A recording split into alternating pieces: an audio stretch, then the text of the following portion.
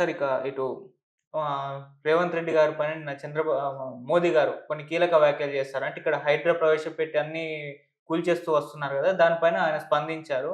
హైడ్రా అనేది కేవలం రుణమాఫీని తప్పించడానికి దాన్ని డైవర్షన్ పాలిటిక్స్ చేస్తున్నారు తెలంగాణలో. అదే జరుగుతుంది. ఈ హైడ్రా కూడా అంతే.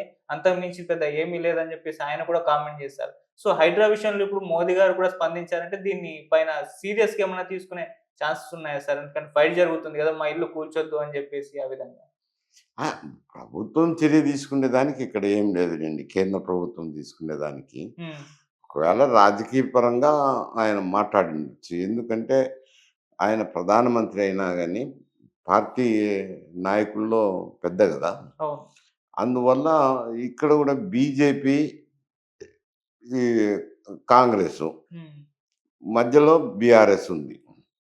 ఇప్పుడు అది మొన్న పార్లమెంట్ ఎలక్షన్‌లో అయితే ఎన్నిక జరిగినప్పుడైతే ప్రస్ఫుటంగా కనపడింది. అటు కాంగ్రెసు, హ్మ్. ఇటు బీజేపీ 2 వర్గాలుగా అయిపోయింది. బీఆర్ఎస్ కుదించకపోయింది. ఓకే. ఎమ్మెల్యే ఎలక్షన్‌లన్నా ఒక రకం జరిగినాయి గానీ, ఎంపీ ఎలక్షన్‌లొచ్చేసరికి పార్టీకి ఒక్క సీటు గూడా రాలేదు. అవును. ఇబ్బందుల పాలైంది బీఆర్ఎస్. అందుకని కాస్తంత పార్టీకి బలం చేకూర్చాలి గాబట్టి, వాళ్ళకెట్ట గవర్నమెంట్ కాంగ్రెసోళ్ళదుంది. ఇటూ బీజేపీ తరపున ఆయన గూడా మాట్లాడితే కొంత విలువొస్తది. బీజేపీకి స్టేచర్ పెరుగుతది. ఓకే. ఈ 2 పార్టీల మధ్యనే పోటీ అనేది ప్రజల్లోకి వస్తది అని ఆ విధంగా కామెంట్ జేసిండొచ్చు. హ్మ్. రాజకీయ దిక్కోణంలోనే కామెంట్ జేసిండొచ్చు. ఆ హైడ్రా మీద. ఎందుకంటే ఇప్పుడు ప్రతి ఒక్కరు హైడ్రా సమస్య మీదనే చర్చించుకుంటున్నారు. దృష్టంతా హైడ్రా మీదనే కేంద్రీకరించబడింది. అవును. అందువల్ల హైడ్రాను గురించి ప్రధానమంత్రి గూడా మాట్లాడిండొచ్చు, కామెంట్ చేసిండొచ్చు. హ్మ్. హైడ్రాది ఇప్పుడు మూసీది 2 కలగలిసిపోతున్నాయి. అవును. హైడ్రా అనేసరికి అది సెపరేట్ సమస్య. హ్మ్. అది చెరువులు, నాలాల్లోనూ ఏదన్నా ఆక్రమణలు జరిగింటే వాటిని కూల్చివేయటము. హ్మ్. హైడ్రా పని. ఓకే. ఇక్కడ మూసీ వచ్చేసరికి మూసీ నదిని పరిరక్షించే దానికి భాగంగా ఒక బోర్డుంది. హ్మ్. ఆ బోర్డు కార్యక్రమం అది. అక్కడ కాంట్రోవర్సీ వచ్చింది ఏదంతా మా మూసీ పరివాహక ప్రాంతంలో మార్కింగ్ ఇయడము దాని మీద వచ్చింది కాబట్టి అది బోర్డుకు సంబంధించిన వ్యవహారమే. ఓకే. వాళ్ళైతే రిమూవ్ చేయలేదనుకోండి. హ్మ్. కాకపోతే మార్కింగ్ ఇయడము అవును. ఇయన్నీ ఆక్రమణలో ఉన్నాయని చెప్పడంతో ప్రజల్లో ఒక విధమైన రియాక్షన్ రావడం. అది ఎట్లుంది అనంటే ఆ సమస్య గూడా సిటీలో ఉంది.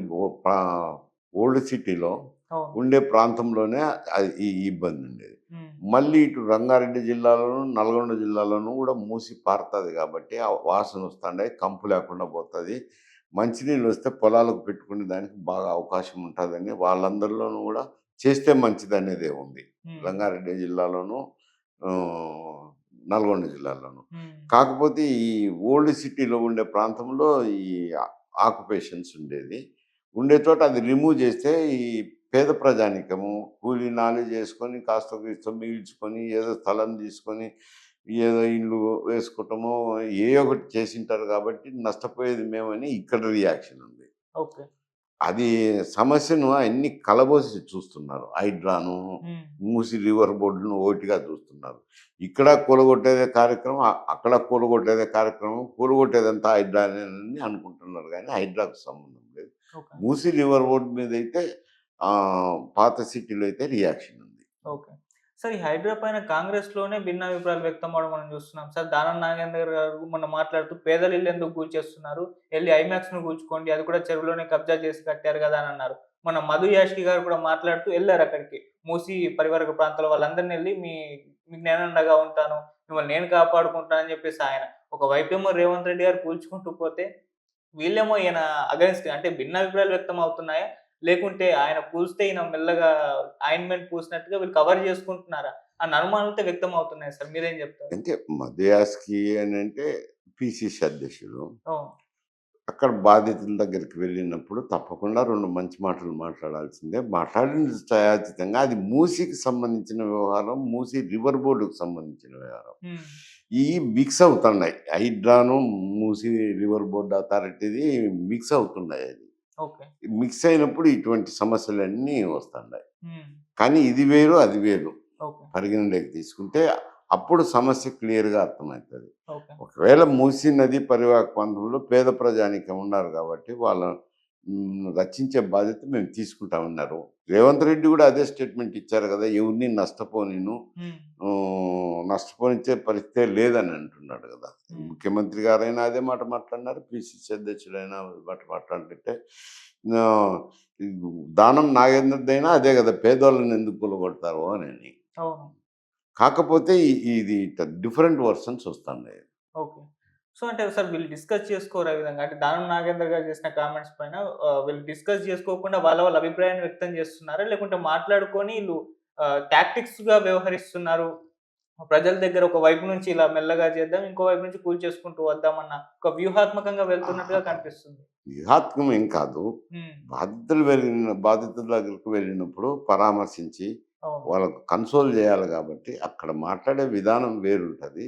ఒక మాట 2 మాటలు పోయి మాట్లాడేటప్పుడు ఎక్కువే మాట్లాడొచ్చులే. దాంట్లో నుంచి మనము భూతద్దంలో ఏసి చూడాల్సిన అవసరం ఉండదు. ఓకే. సార్ మరోవైపు కేటీఆర్ గారు ఒక పిలుపిచ్చారు. హైడ్రా ఎవరినైనా ఇల్లు కూల్చేస్తుంటే అందరూ వచ్చేసి దానికి అడ్డంగా నిలిచేసుకోండి. అందరం ఇళ్ళని కాపాడేసుకుందాం అని జెప్పేసి ఒక పిలుపునిచ్చారు. ఎక్కడ కూల్చివేతలు జరిగినా కూడా అందరూ అక్కడ గ్యాదర్ అయిపోయి వాళ్ళ వాళ్ళ ఇళ్ళని కాపాడుకోవాలి. వాటికి అడ్డుగా నిల్చోవాలని జెప్పేసి ఒక పిలుపునైతే ఇచ్చారు సార్. మీరేం జెప్తారు దానికి? అది సరే, ఇది రాజకీయంగా దా ప్రభుత్వం ఇటువంటి కార్యక్రమాలు చేసినప్పుడు కొద్ది హ్మ్. ప్రజలకు నష్టం జరుగుతది. అవును. నష్టం జరిగితే వాళ్ళ తరపున మాట్లాడాలా అని ముందుకొస్తుంటారు ప్రతిపక్షాలు. ఇప్పుడు హ్మ్. ఎక్కడ గూడా జరిగేది అదేలెండి. హ్మ్. దాంతో ఏమైతదంటే కనీసం కొంత ఓట్ బ్యాంక్‌ని సంపాదించుకోవచ్చు. హ్మ్. మాట్లాడేదానికి ఉంటది. ప్రభుత్వాన్ని విమర్శించేదానికి ఉంటదని మాట్లాడుతున్న మాటలే. రియాలిటీగా చూస్తే కొన్ని నేను పత్రికల్లో చూసినప్పుడు హ్మ్. ఈ పారిశుద్ధ్యానికి సంబంధించి మూసీ నది కాలుష్య నివారణ కోసము అప్పుడు గూడా బీఆర్ఎస్ గవర్నమెంట్ ఉన్నప్పుడు గూడా, ప్రభుత్వంలో ఉన్నప్పుడు వాళ్ళు ఒక ముసాయిదాను తయారు జేయడము, జీవో గూడా ఇష్యూ జేసినారు ఈ కూల్చేదానికి. హ్మ్. ఆహ్, మురుగునీటిని శుభ్రం చేయాలనని. మళ్ళా వివిధ కారణాలతో వాళ్ళు నిలుపుదల చేసినారు గానీ, బయట మో అంకురార్పణ అయితే చేశారు గదా, వాళ్ళు అవును. గూడా. చేసి ఇప్పుడు మాట్లాడడం అంటే కొంచెం రాజకీయ కాంచితో మాట్లాడిన మాటలే గానీ, ఓకే. సిటీని, జనాన్ని దృష్టిలో పెట్టుకొని మాట్లాడిన మాటలు కాదు. ఓకే. సార్ ఇక్కడ ఒకటి మూసీ సుందరీకరణ ఇప్పుడు అవసరమా అన్న చర్చ కూడా మొదలవుతుంది సార్. అంటే విదేశాల్లో ఉన్న ఆయా సిటీలలో ఆయా చెరువు ఉంటాయి గదా! వాటిలా మార్చాలి అని జెప్పేసి ఒక ప్రయత్నం అయితే చేస్తున్నారు. సో, ఇటువంటి ప్రయత్నాలు ఫలితం గావు. అక్కడ అమరావతిని కూడా సింగపూర్‌లా మారుస్తా అని చంద్రబాబు నాయుడు గతంలో జెప్పారు. అక్కడ ఎటువంటి పరిస్థితి నెలకొందో మనం జూసాం. రైతులు తిరుగుబాటు చేశారు వాళ్ళు వీళ్ళంతా కూడా.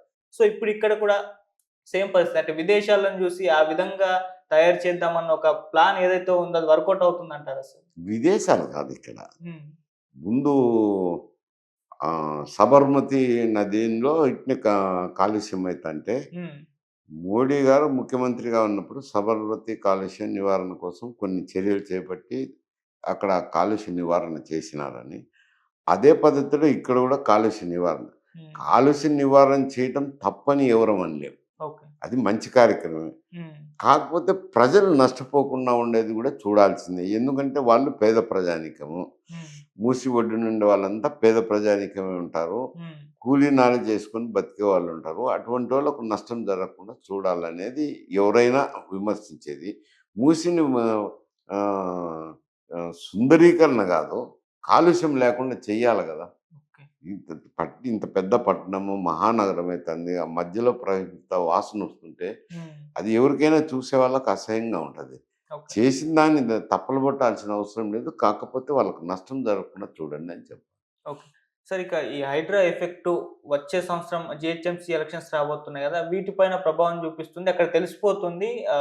హైడ్రా పైన కాంగ్రెస్ పార్టీ పైన అంటే నెగెటివ్ ఉందా? పాజిటివ్ ఉందా? అన్నది ఒక క్లారిటీ వచ్చేస్తుందని అంటున్నారు సార్. మరి హైడ్రా ప్రభావం జీహెచ్ఎంసీ ఎలక్షన్స్ పైన ఉంటుందంటారా?